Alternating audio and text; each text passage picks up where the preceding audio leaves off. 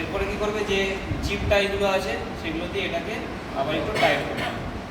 যখন খোলার সময় কী করবে, যদি খুলতে হয় এটাকে রিলিজ করতে হবে, রিলিজ করে মাস্ক থেকে বের করে নিতে হবে।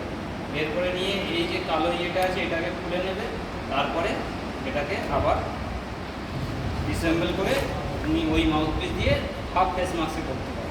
কিন্তু এটা যখন একবার অ্যাটাচ হয়ে যাবে না, বারবার যদি খোলার নামা করো তাহলে এই যে মাউথপিসটা এই রবারগুলো না কেটে যেতে পারে।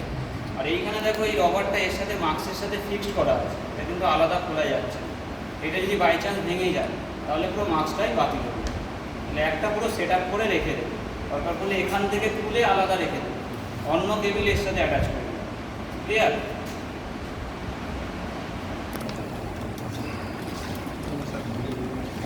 এইগুলো তুমি কী করতে পারো, বিভিন্ন জায়গায় রাখতে পারো। এতে কী হবে, তুমি এই যে টেবিলগুলো যেগুলো আছে না,